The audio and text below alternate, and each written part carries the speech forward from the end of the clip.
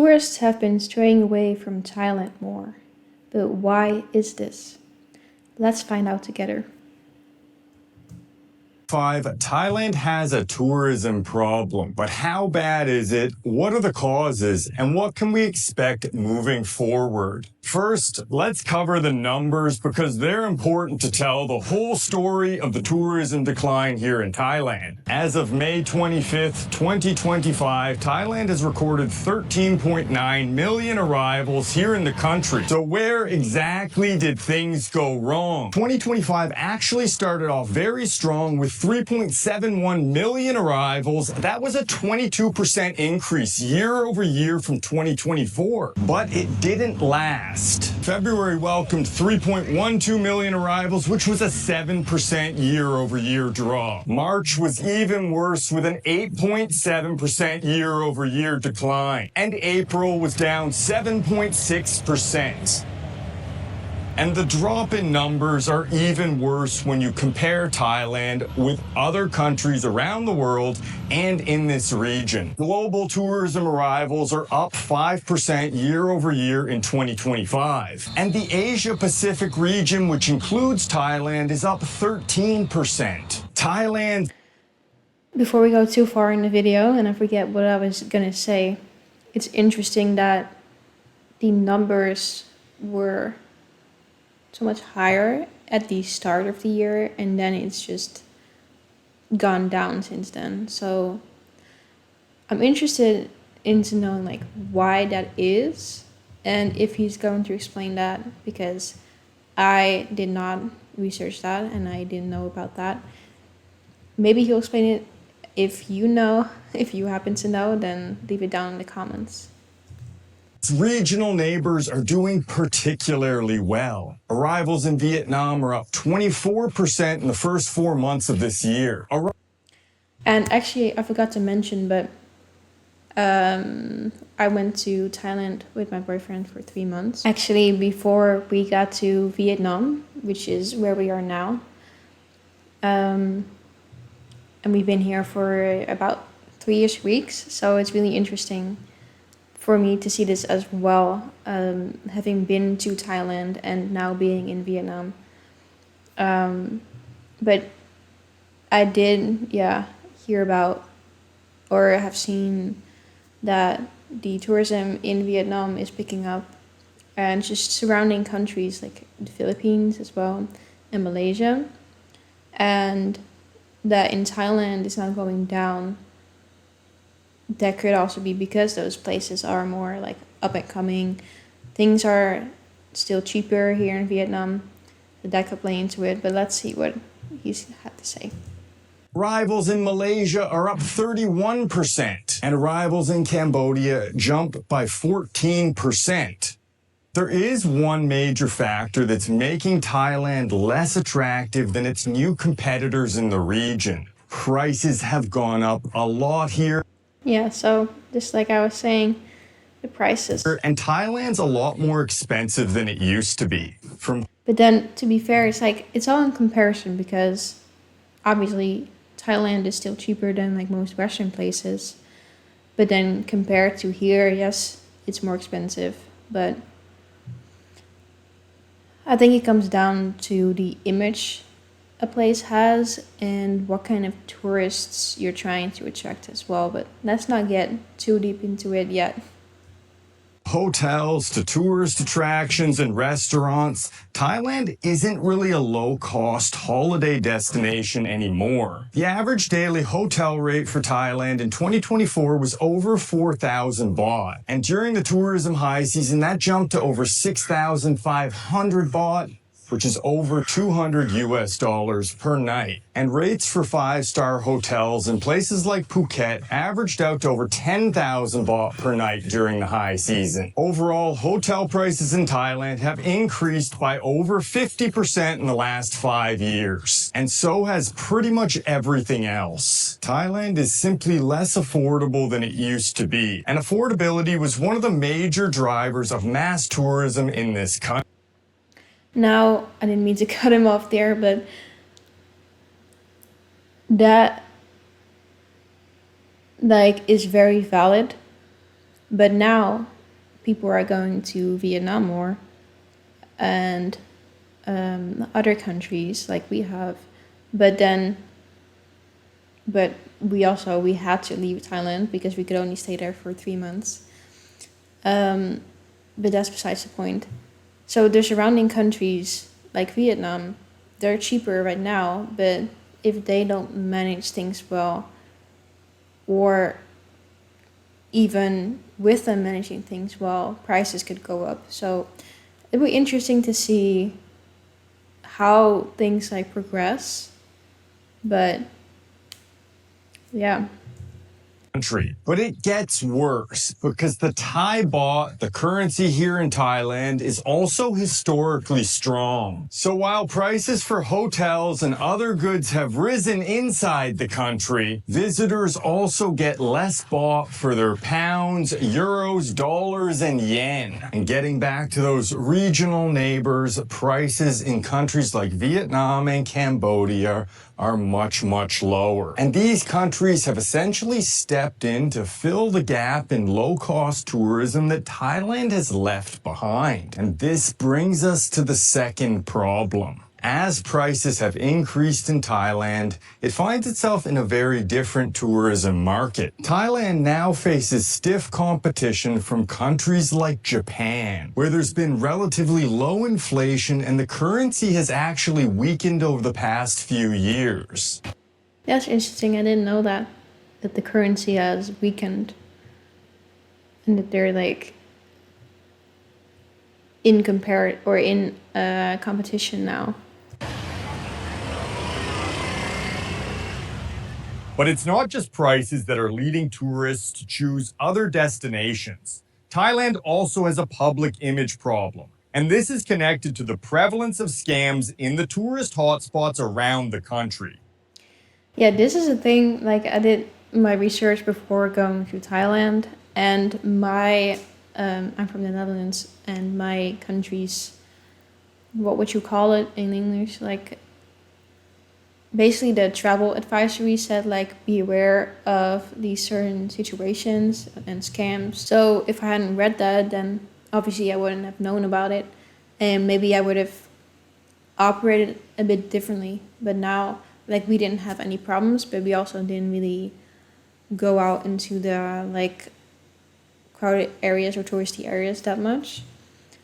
But I read that like certain things, like if you go and rent a scooter, and some people might try to like get your passport, like you have to give them your passport, and then what was it, they kind of steal it or something like that, and then they'll try to say that you made damage to the scooter or things like that. So yes, I did hear about that.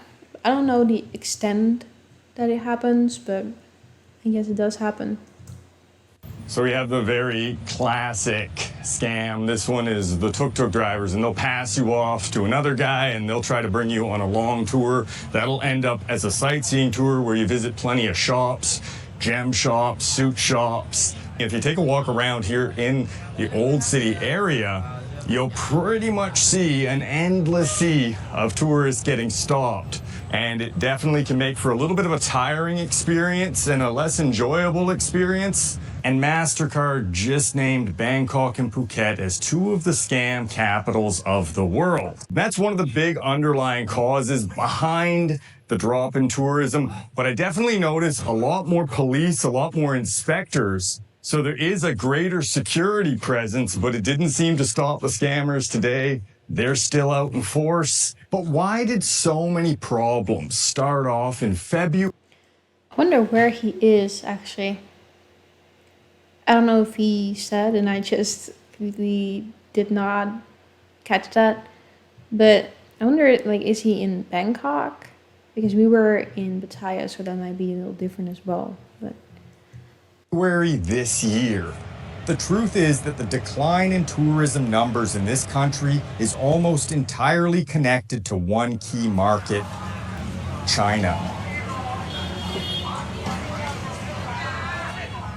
In 2019, Thailand had a record tourism year with 39.9 million arrivals, but 11.13 million of those were from China. Of course, in 2020, much of the world shut down due to the pandemic, and those numbers fell to near zero. By 2024, people were traveling again, but Chinese arrivals in Thailand amounted to only 6.73 million. And in the first 4 months of 2025, those numbers dropped by an additional 24%. And the current 2025 full-year projections are as low as 4 million. This is a small fraction of those 2019 numbers and the main contributing factor behind Thailand's tourism woes. And there's one major reason why. In China, Thailand is viewed as an unsafe destination. This perception has been playing out for several years in China, and it all came to a head in February 2025.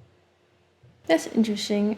I didn't hear of that, but also I guess it does make sense that if like Thailand had a very high percentage of like their tourism was Chinese people, and then COVID happened and everything, it makes sense then that they had less visitors from there. But let's hear what this is about because I'm interested. But before we talk about February 2025, let's rewind a couple of years to 2023, because this is when Leaving us on a cliffhanger.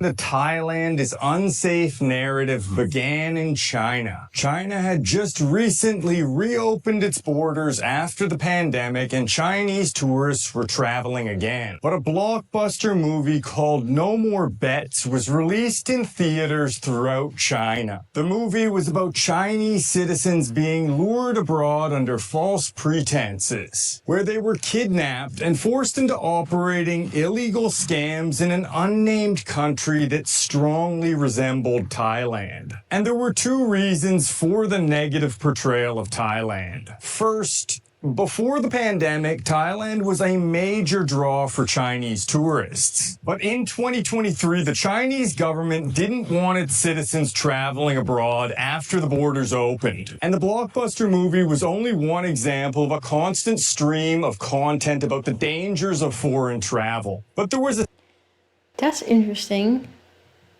I wonder why he didn't want people to. Well, I guess if he wanted more domestic tourism, yeah, that could be because they wanted to stimulate their own economy more. So that could be a reason. But that's really interesting, this whole narrative that they kind of created by this movie. second reason. The entire plot of the movie No More Bets was based in truth. The UN estimates that a staggering 300,000 people are currently enslaved in scam call center operations throughout Southeast Asia. These are the famous scam cities, and they're primarily located in Myanmar along the Thai border. Victims are normally lured into Thailand with promises of fake jobs and then kidnapped and trafficked into the scam compounds. And What? How have I not heard about this? This is crazy. If you've... Did you hear about it? Let me know in the comments. Because they're kidnapped to be scammers. Wow. this is where we fast forward to 2025. On January 3rd, a Chinese actor was lured into Thailand on false pretenses of work, where he was kidnapped and trafficked into the call center compounds in Myanmar. This was front page news in China. And the whole story... Yeah, that doesn't do much good for, a tourist destination's image. So then it's up to Thailand to come up with some sort of like campaign or to show that, well, first of all, to improve these things and make Thailand safer.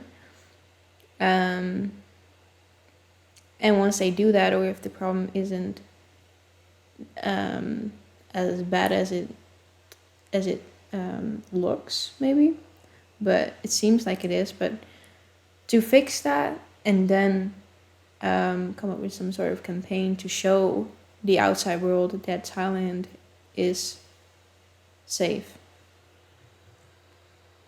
Or at least that this isn't happening. Went viral on social media. 10,000 Chinese travelers canceled their trips to Thailand during the upcoming Chinese New Year festival. And this is exactly when the decline in tourism started here in Thailand. And more problems were to follow. Both February and March had exceptionally bad air quality throughout central and northern Thailand. February and March are typically part of the tourism high season in Thailand. This is supposedly the most attractive time of the year to visit. But in recent years, much of Thailand has been blanketed in toxic pollution during these months, and knowledge of the poor air quality has spread around the world. Yeah, when we went there, it was, which month did we get there? We came to Vietnam around mid-September, I think. So it was September, August, July, August, September.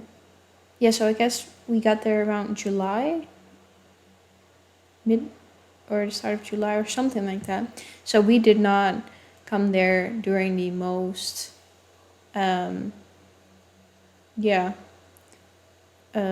popular season or whatever, but and so we did not experience the pollution to be this bad. But I guess maybe it is when you're there in those months. High prices and toxic air pollution are not necessarily the strongest tourism selling points. And it may be that the months of February and March will become part of the low season unless pollution is addressed. And at the end of March, an earthquake struck in Myanmar, which rattled Bangkok's skyscrapers and caused the collapse of a 30-story building that was under construction. This was front-page news around the world, with major networks showing the... Yeah, I do not watch the news usually, so I didn't even know about this. But damn, the whole building just collapsed. Collapsing building on repeat. The earthquake occurred at a time when tourist arrivals were already on a significant downward trend, and it amplified concerns about safety in Thailand, especially in key markets like China. And current surveys in China show that over 50% of Chinese now view Thailand as unsafe. Now, the irony of the whole situation is that the call center operatives and trafficking networks are predominantly Chinese. And so too was the construction company that was responsible for the collapsed building, and it's currently under investigation for using faulty materials. Yeah, that's really interesting. Like, I don't want to speculate or make any speculations about China's intentions, but that seems a bit sketchy if they're like, compared with their statement about not wanting their citizens to go abroad. I don't know. It seems a bit weird, but maybe it's unrelated. And yet in China, it's played into the Thailand is unsafe narrative. The decline in tourism from February through April were definitely linked to very specific events. But this leads back to a bigger story about tourism in Thailand and the government policies around it. Over the past 30 years, Thailand has dominated the Southeast Asian tourism market, and it's had relatively little competition, and this means that it's been taken for granted. And now Thailand finds itself in competition with countries like Japan. where the air quality is excellent, the roads are safe, and the infrastructure is world class. And regional neighbors like Vietnam and Cambodia are cutting into that lower cost tourism market. But there's a silver lining to Thailand's tourism woes. There's an old saying, never waste a good crisis, and perhaps this is the Thai government's opportunity to fix many different aspects of life here and improve the overall quality of life. And let me know what you think in the comments section. Have a great day. Yeah, it's definitely now is the best moment to do something about this. And actually, in the past, before this happened, it was the best time to do something.